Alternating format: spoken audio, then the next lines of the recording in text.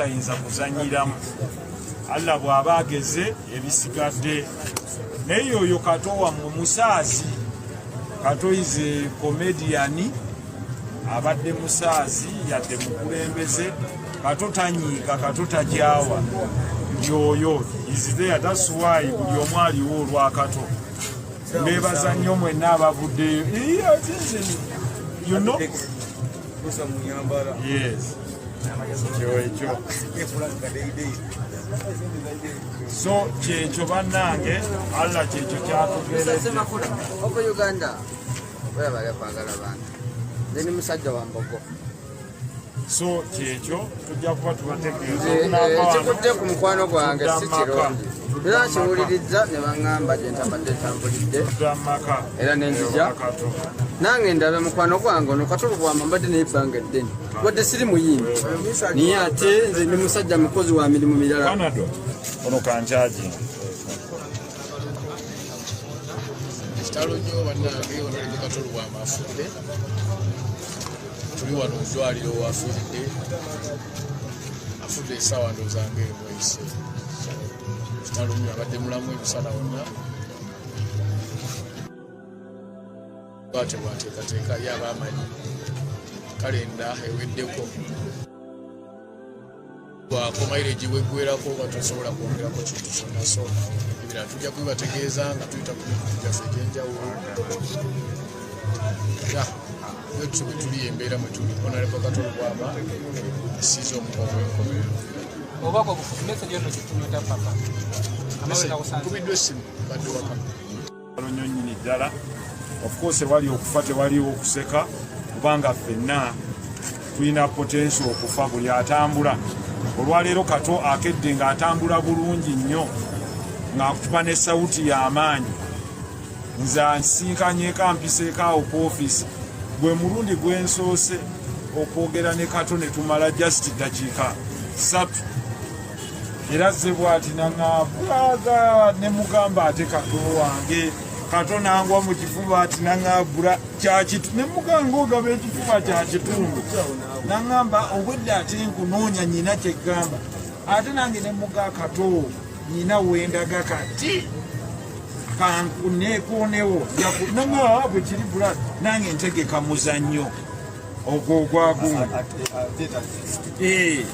Naye ebbanga lyemmaze na Kato simuwulirangako nga basawuti ya ddoboozi nga kambwe ennyo nga gumu. Naye nga ffenna tetuyinza kumanya nti Mungu kyekyo ali mu kkubo. So ffe twawukanye naye essaawa zibadde nga 9 enza okuddamu nga bankubira banzuukusa nti inna lillahi wa inna ilaihi rajiun. Kato takyali ate nga kweka okugera kwa Mungu ffenna kwe tutayinza kuzanyiramu. Allah bw'aba ageze ebisigadde. Naye oyo Kato wammwe musaazi. Kato is a comedian. Abadde musaazi yadde mukulembeze. Kato tanyiika, Kato tajaawa. Yoyo is there, that's why buli omu aliwo olwa Kato. Mbebaza nnyo mwenna abavuddeyo. You know? Yes. So kyekyo bannange, Allah kyekyo kyatugeredde. Opo Uganda webale kwagala bantu neni musajja wa Mbogo. So kyekyo tujja kuba tubategeeza ekikudde ku mukwano gwange si kirungi era nkiwulirizza ne baŋŋamba gye ntabadde ntambulidde era nenzija nange ndabe mukwano gwange ono Kato Lubwama mbadde n'ebbanga eddene wadde siri muyimbi naye ate nze ndi musajja mukozi wa mirimu mirala. ono kanjaji Kitalonyo bannange ono Kato Lubwama afudde. Tuli wano ddwaliro wafiiridde afudde essaawa ndozange emweyise. Kitalonyo abadde mulamu emisana wonna bwate bwateekateeka ye abaamanyi kalenda eweddeko bwakomaire giweggwerako batusobola kwongerako kintu kyonna. So ebirala tujja kubibategeeza nga tuyita ku mikutu gyaffe egy'enjawulo.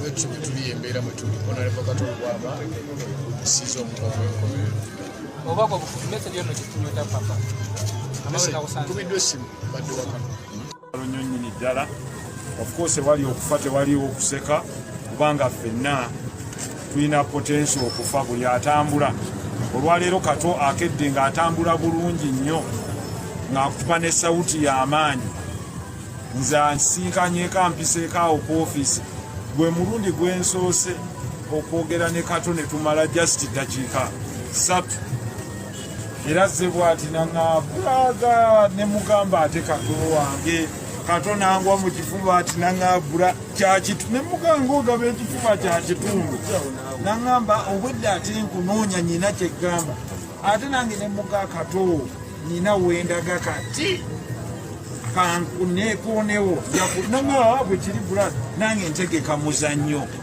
ogwo ogwagungu naye ebbanga lyemmaze na Kato simuwulirangako nga basawuti ya ddoboozi nga kambwe ennyo nga gumu naye nga ffenna tetuyinza kumanya nti Mungu kyekyo ali mu kkubo so ffe twawukanye naye essaawa zibadde nga 9 enza okuddamu nga bankubira banzuukusa nti inna lillahi wa inna ilaihi rajiun Kato takyali ate nga kweko okugera kwa Mungu ffenna kwe tutayinza kuzanyiramu Allah bw'aba ageze ebisigadde naye oyo Kato wammwe musaazi Kato is a comedian abadde musaazi yadde mukulembeze Kato tanyiika Kato tajaawa yoyo is there that's why buli omu aliwo olwa Kato mbeebaza nnyo mwenna abavuddeyo you know yes ekyo so kyekyo bannange Allah kyekyo kyatugeredde Uganda webale kwagala bantu nze ni musajja wa Mbogo so kyekyo tujja kuba tubategeeza ekikudde ku mukwano gwange si kirungi era kiwuliriza ne baŋŋamba gye ntabadde ntambulidde era nenzija nange ndabe mukwano gwange ono Kato Lubwama mbadde n'ebbanga eddene wadde siri muyimbi naye ate nze ndi musajja mukozi wa mirimu mirala ono kancaji Kitalonyo bannange Honorable Kato Lubwama afudde tuli wano mu ddwaliro afudde essaawa ndowooza ng'emwezi Kitalonyo abadde mulamu emisana wonna bwate bwateekateeka ye abaamanyi kalenda eweddeko gwako maireji weggwerako nga tosobola kwongerako kintu kyonna so ebirala tujja kubibategeeza nga tuyita ku mikutu gyaffe egy'enjawulo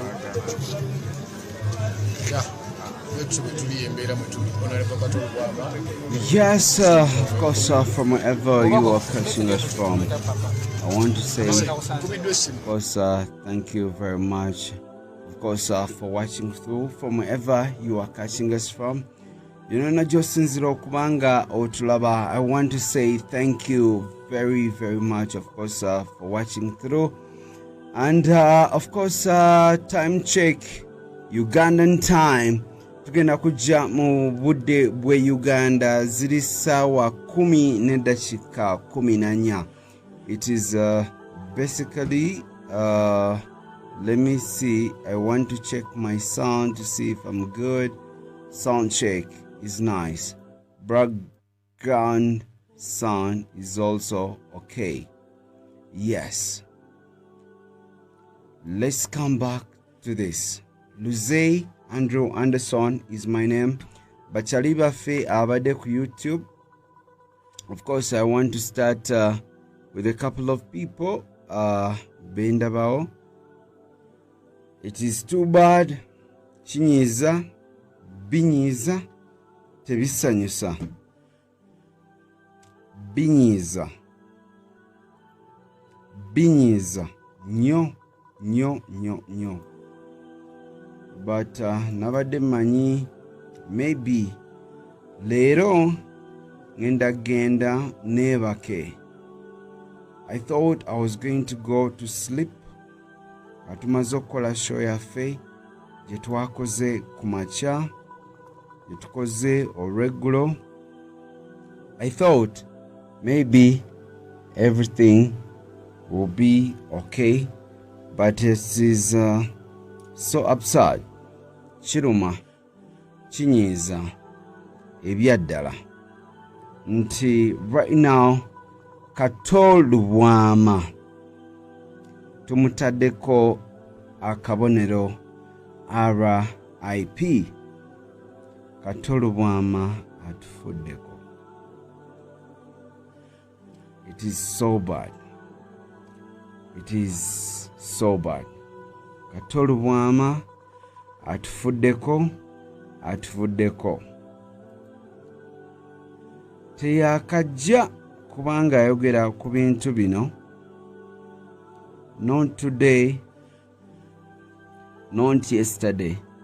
Abadde ng'ayogera n'agamba maani nyinza okuvaawo. Ng'ayogeranga n'agamba maani ndi mulwadde.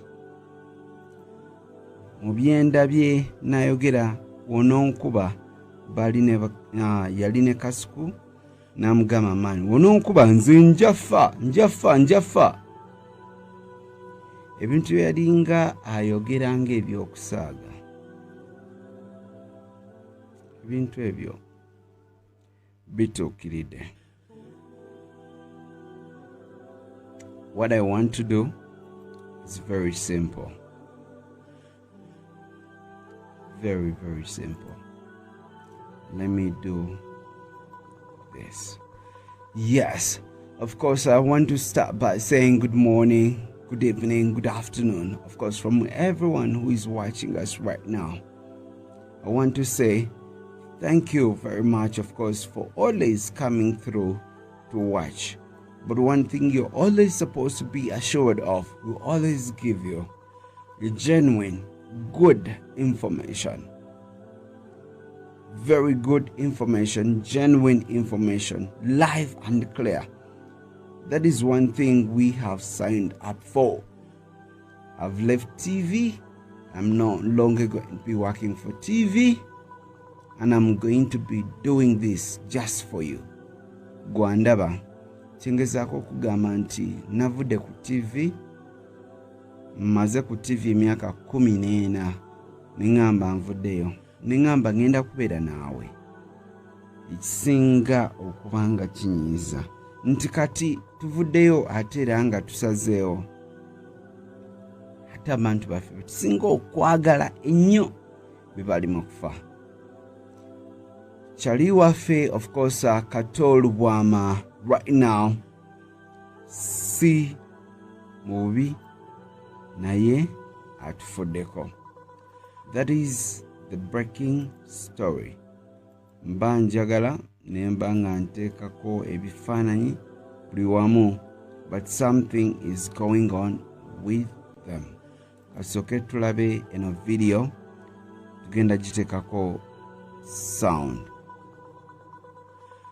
A little bit of sound, tubeere nga tugiwulira bulungi nnyo, yadde ngako ka background sound mukawulira, naye twagala tuwulire n'ekigenda maaso. Let me see. I want to see.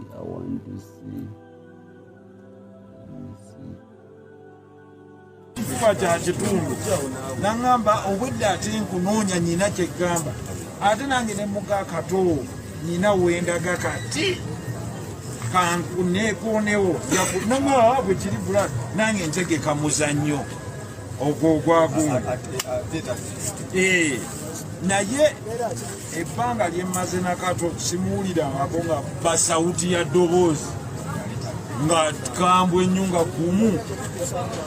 Naye nga ffenna tetuyinza kumanya nti Mungu kyekyo ali mu kkubo.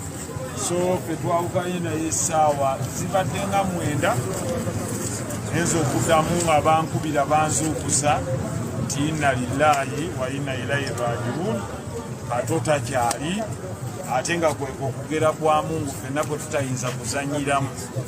Allah bw'aba ageze ebisigadde naye oyo Kato wammwe musaazi. Kato is a comedian, abadde musaazi yadde mukulembeze. Kato tanyiika, Kato tajaawa. Yoyo is there, that's why buli omu aliwo olwa Kato. Mbebaza nnyo mwenna abavuddeyo. You know? Yes. Ekyo. So kyekyo bannange, Allah kyekyo kyatugeredde.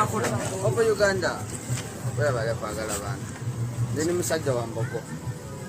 So kyekyo tujja kuba tubategeeza kikutte ku mukwano gwange si kirungi era kiwuliriza ne baŋŋamba gye ntabadde ntambulidde era nenzija nange ndabe mukwano gwange ono Kato Lubwama mbadde n'ebbanga eddene wadde siri muyimbi naye ate nze ndi musajja mukozi wa mirimu mirala. ono kankyajinga kitalonyo bannange ono Kato Lubwama afudde. Tuli wano mu ddwaliro wafiiridde, afudde essaawa ndowooza ng'emwezi. Kitalonyo abadde mulamu ebisana wonna. Bwateekateeka ye abaamanyi kalenda eweddeko. Bwakomayireegi bweggwerako oba tosobola kwongerako kintu kyonna, so ebirala tujja kubibategeeza nga tuyita ku mikutu gyaffe egy'enjawulo. Wetu bwe tuli embeera mwe tuli Honorable Kato Lubwama asiize omukovu enkomerero. Obako obufupi message eno kitunyweta papa. Amawulire akusanze. Kubiddwa essimu badde waka. Kalonyo nnyini ddala. Of course wali okufa tewaliwo okuseka kubanga ffenna tulina potential okufa buli atambula. Olwaleero Kato akedde ng'atambula bulungi nnyo ng'akuba ne sawuti y'amaanyi. Nze ansiikanyeeko ampiseeko awo ku ofiisi. Gwe mulundi gwensoose okwogera ne Kato ne tumala just dakiika 3. Era zze bw'ati naŋŋaabulaga ne mugamba ate Kato wange.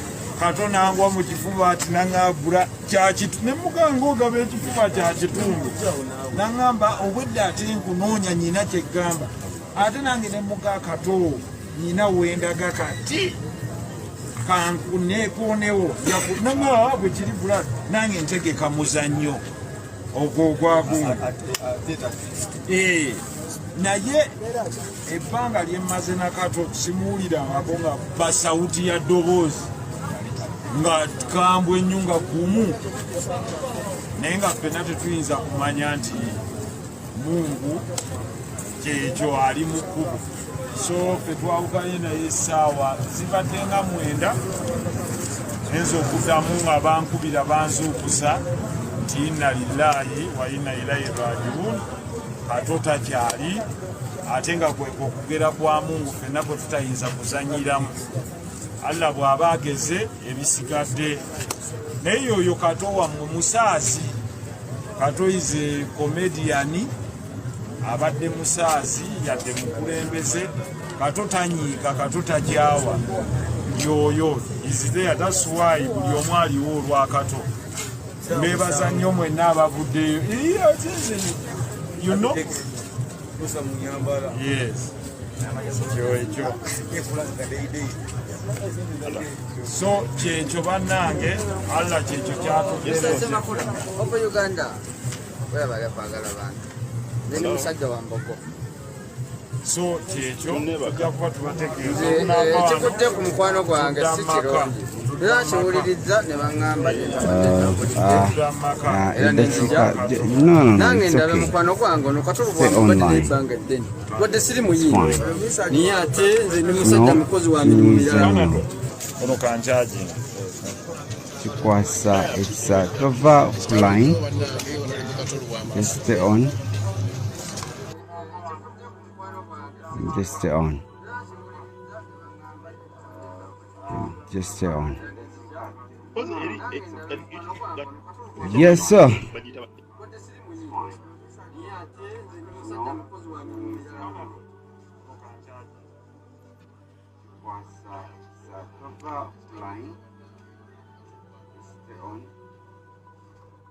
Yes, sir. Munange, plan.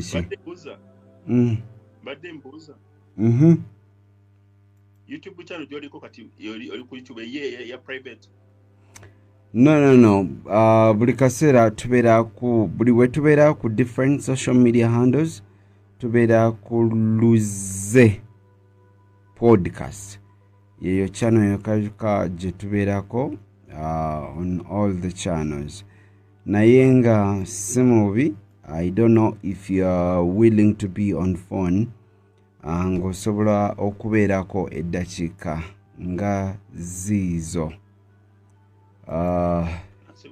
Kiruma nnyo, kinyiga nnyo. Luze podcast YouTube channel era tuli live era ogenza okunkubira munange mbadde ndi live. Sorry. Mbadde ndi live era naawe oli live. Yeah. So genda ku Luze podcast era kwetuli nice and lovely. Naye nga we want to send out some credits. Njagala mbeere nga mbiraba bulungi nnyo. Yes. Okay, saagala kuteekayo kifaananyi kibi kyonna kirala. Okay, gwasoose okunkubira n'oŋŋamba Anderson Luze Kato Lubwama kirabika ekintu kino akivuddemu ekyensi okubanga alya obulamu era nenkitegeera nti nno afudde. Nvudde ewaka nenya boda neŋŋamba nina savinga abantu bange n'entambula. Kinnumye nnyo era naawe woŋŋambidde n'oŋŋamba Anderson Kato Lubwama afudde. This is what we would call breaking news. Kyova olaba kati oba otunula ku screen yo tukyusiza tutaddeko breaking news. Muganda wange brother Pedro Patri. Yeah. Ensonga eno gwasoose okuŋŋamba, gwasoose okunkubira. Nina producer wange obadde wakava ku ssimu bwoti ng'omaze obbiŋŋamba. Producer wange naŋŋamba www.mbaragabradio.com. Naŋŋamba nti n'omanyi Kato Lubwama afudde. I know. Tugenda musibwa nnyo. So kompisemu ezo ensonga otegeeredde wa kizze kitya byonna. Social media nga omanyi tubeera ku social media bino tukebera kino tukebera kiri. So twadde ku simu ne guy kankebereko ngezo okulaba nga nkebera ku page ya Yona TV nga eraga Kato Lubwama afudde. Nenga awo bino bali mu kusaaga busaazi. Kwe kudduka immediately nenkebera nene wenda post ya message nemmanya bintu byandibanga bitu. Yeah. Kubanga siye muntu atere nnyo okupostinga ebintu ebyekiyaya atupostinga ebintu ebya information yebeera clear and you know. So kibi nnyo nti Uganda genda feel guy oyo man. He has been an entertainer, he has been a teacher. Abadde buli kimu kyenyinza okugamba ekyo man.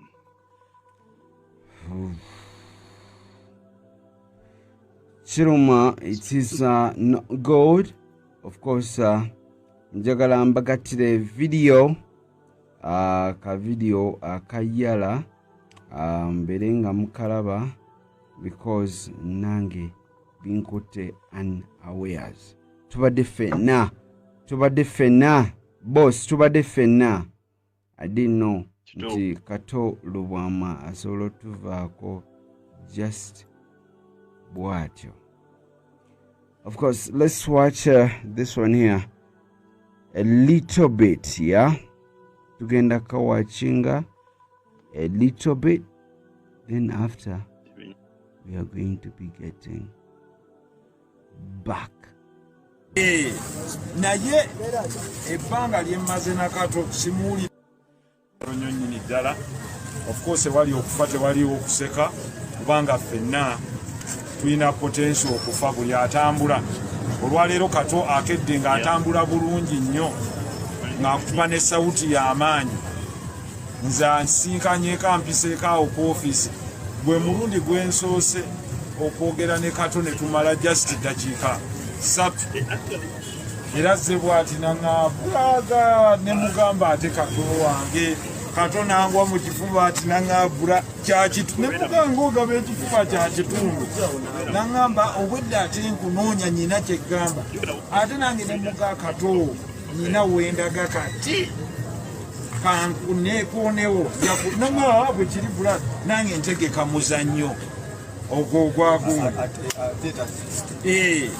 naye ebbanga lyemmaze na Kato simuwulirangako nga basawuti ya ddoboozi nga kambwe ennyo nga gumu naye nga ffenna tetuyinza kumanya nti Mungu kyekyo ali mu kkubo so ffe twawukanye naye essaawa zibadde nga 9 enza okuddamu nga bankubira banzuukusa nti inna lillahi wa inna ilaihi rajiun Kato takyali ate nga okugera kwa Mungu ffenna kwe tutayinza kuzanyiramu Allah bw'aba ageze ebisigadde naye oyo Kato wammwe musaazi Kato is a comedian abadde musaazi yadde mukulembeze Kato tanyiika Kato tajaawa yoyo is there that's why buli omu aliwo olwa Kato mbebaza nnyo mwenna abavuddeyo you know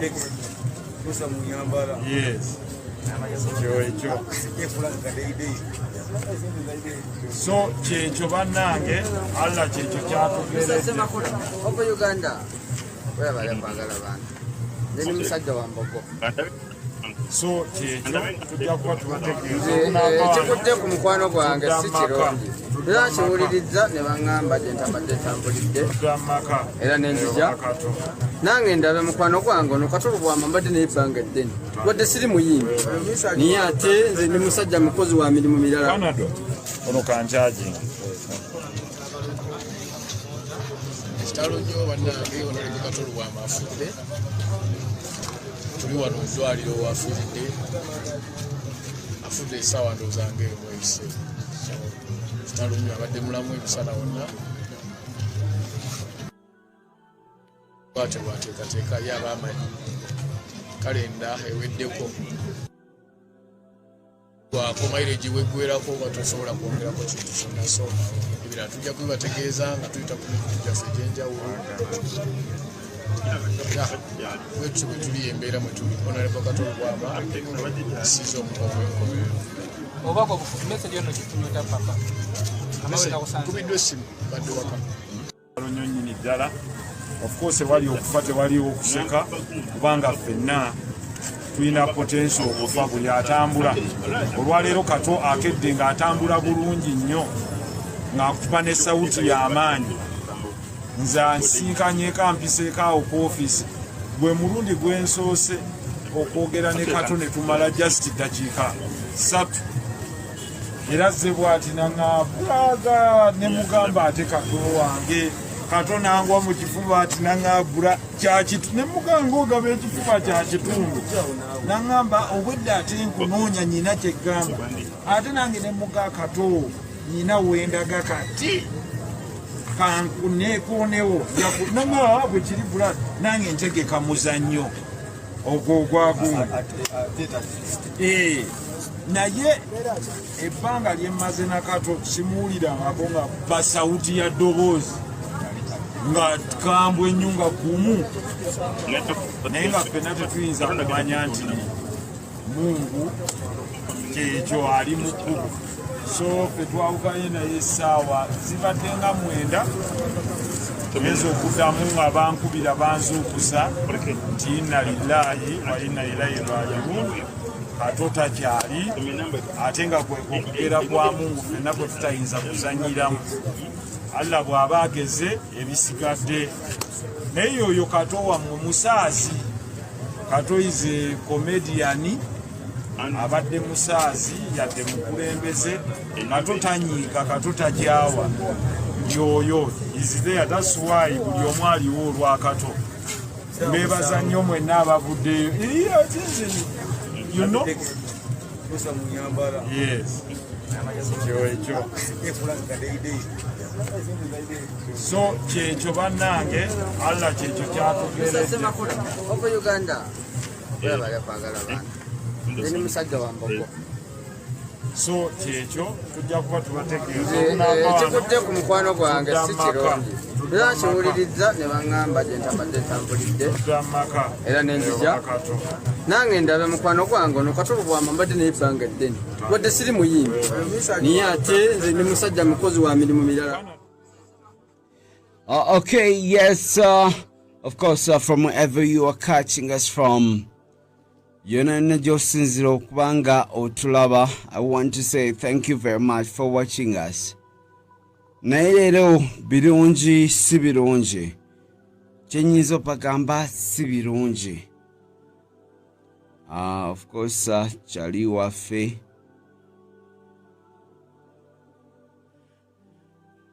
Yeah.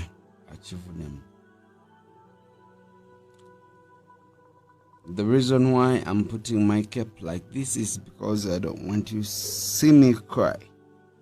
I don't want you to see me cry. Kato Lubwama afudde. Yes, it is breaking story. So what am I supposed to be doing? Kato Lubwama afudde. Afudde. Dead and gone. Kato Lubwama afudde. Dead and gone. Simanyi kyenyinza bagamba, and maybe you could understand me. Simanyi, I don't know what I can tell you, bachali bafe. I keep telling you, Bagamba, life is so short. You're going to die. You're going to die. Man, tugenda fa. Fena, we are going to die. But ogenda fa mungeri ki? Kato Lubwama, nze nkubuulira si mubi. Kato Lubwama afudde nga general. Afudde nga boss. Ogenda fa ngani? How are you going to die? Kato Lubwama nalabye video semu sibiri sisatu sinya. Oh, sorry, forgive me. Sitano. Yakoze videos. Ebintu yadde ayogera. Yabadde alwanira omuntu wa wansi. Yadde alwanira muntu wa wansi. Ola wemba nkolola nga nkolako oyo omuntu alwanira omuntu wa wansi nkola kabeera katono bwe kati. Kato Lubwama atuvuddeko.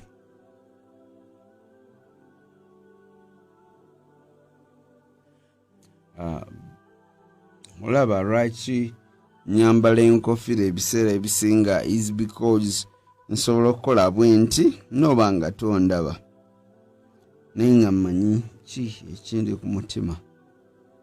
Kato Lubwama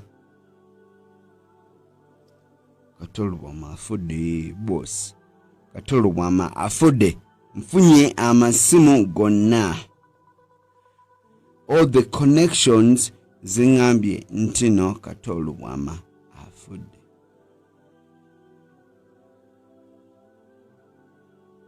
He is dead. He is dead. And now we also love. You can die. You can die. And guess what? When can you die? You can die now. Bitisa. Yeah, nange bitisa. Nange bintisa. You can die. You're going to die. You're going to die. When are you going to die? That is the question. Diwogendo fa. Tomanyi wogenda fa. Olesa sisima. I was there. Naliyo. Olesa sisima. I was there. You're also going to die. I don't know why I'm telling you people you're going to die, but if you're watching right now, I don't know. Nange simanyi lwaki njagala kugamba naye njagala kugamba nti no ogenda fa. It is bitisabiri. I'm not supposed to be telling you this. I'm supposed to be telling you, please advertise with us. Please advertise with us. Truth be told, you're going to die. I'm going to go on social media. I've not been on social media. I don't know which people are there, but you're going to die. If you're read them, you're going to die. For the girls, I know you can understand this. You know how this works. Now, let me tell you something. This is very, very, very important. You get this one here. Very, very important. My name is Luze Andrew Anderson. That's my name. Luze Andrew Anderson.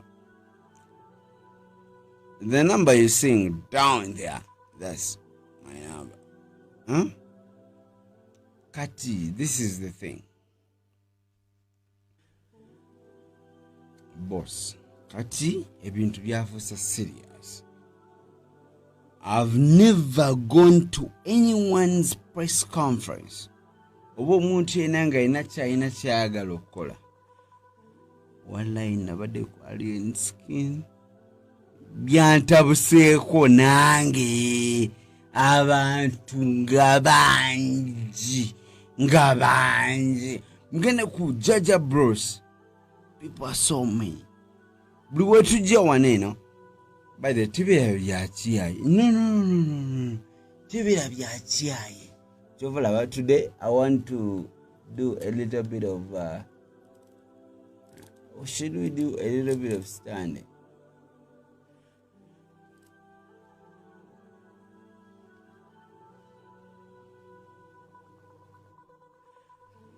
Let me just be here. Wallahi, again the alien skin. The people bachali abamuzeko babadde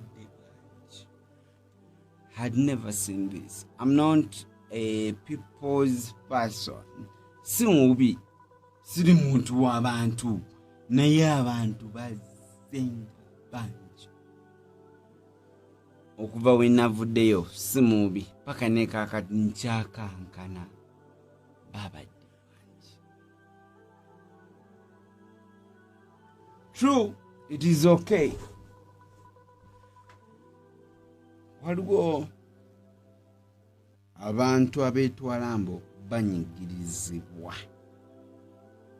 Those are the people who get, disappointed. So tugende kwabo abanyigirizibwa nabo ababanyigiriza. So we are going to be getting two people. So we are on different platforms. We are on Facebook. We are also on YouTube. On YouTube, my name is, by the way, the person you're going to be talking to, my name is Luze Andrew Anderson. Go out and look for Luze. Luze is Luze. Luze podcast. The reason why I'm putting my cap down here is because why am I going to be doing that? Because I don't work for any TV. Yes, sir. I'm not working for any TV. So Kati Tandike officially Okay. As you see, on Saturday this week, we are going to be getting some phone calls, which are okay. I'm assuming since Kuba. No, because Bachari Bafe Abatraba, everyone from everywhere who watching from Bachari Bangambie Intino. What have you planning? Say, we know we to call it. To have you planning? Say, Bambi, Nyambe. Bamaniti to have you planning. Say, I want, let us show them until we did not plan this. Background Natadia Kayimba. It is a lovely song. Though it is a Kasam song, Kanyumia. Night. Of course, wali okufate wali okuseka kubanga fenna tulina potential okufa buli atambula. Olwaleero Kato akedde nga atambula bulungi nnyo ng'akutupa ne sawuti y'amaanyi. Nza nsinkanyeko mpiseeko ku office gwe mulundi gwensoose okwogera ne Kato ne tumala just dakiika 3. Era ze bw'ati naŋŋaabulaga ne mugamba ate Kato wange. Kato nangwa mu kifuba ati naŋŋaabula kyakitu ne muganga ogaba ekifuba kya kitundu. Naŋŋamba obwedde ate nkunoonya nnyina kyeggamba. Ate nange ne muga Kato nnyina wendaga kati. Kankuneekonewo naŋŋaa bwe kiri bula nange ntegeka muzannyo ogwo ogwagundi. Naye ebbanga lyemmaze na Kato simuwulirangako nga basawuti ya ddoboozi nga kambwe ennyo nga gumu, naye nga ffenna tetuyinza kumanya nti Mungu kyekyo ali mu kkubo. So ffe twawukanye naye essaawa zibadde nga 9 enza okuddamu nga bankubira banzuukusa nti inna lillahi wa inna ilaihi raaji'uun. Kato takyali ate nga kwe okugera kwa Mungu ffenna kwe tutayinza kuzanyiramu. Allah bw'aba ageze ebisigadde. Naye oyo Kato wammwe musaazi. Kato is a comedian, abadde musaazi yadde mukulembeze. Kato tanyiika, Kato takyawa. Yoyo is there, that's why buli omu aliwo olwa Kato. Mbeebaza nnyo mwenna abavuddeyo. You know? Yes.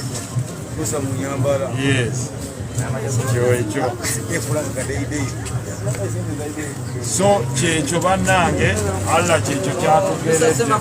Opo Uganda webale kwagala bantu nini musajja wa Mbogo. So kyekyo tujja kuba tubategeeza ekikudde ku mukwano gwange si kirungi. Era kiwuliriza ne baŋŋamba gye ntabadde ntambulidde era nenzija nange ndabe mukwano gwange ono Kato Lubwama mbadde n'ebbanga eddene wadde siri muyimbi naye ate nze ndi musajja mukozi wa mirimu mirala. Canada ono kanjaji kitalonyo bannange ono Kato Lubwama afudde. Tuli wano mu ddwaliro wafiiridde, afudde essaawa ndowooza ng'emu eyise. Kitalonyo abadde mulamu emisana wonna. Bwate bwateekateeka ye aba amanyi kalenda eweddeko. Wako mileage weggwerako oba tosobola kwongerako kintu kyonna, so ebirala tujja kubibategeeza nga tuyita ku mikutu gyaffe egy'enjawulo. Bwetutyo bwe tuli embeera mwe tuli. Honorable Kato Lubwama esiiza omukono gw'enkomerero. Obako message eno kitunyweta papa. Kubiddwa essimu badde waka.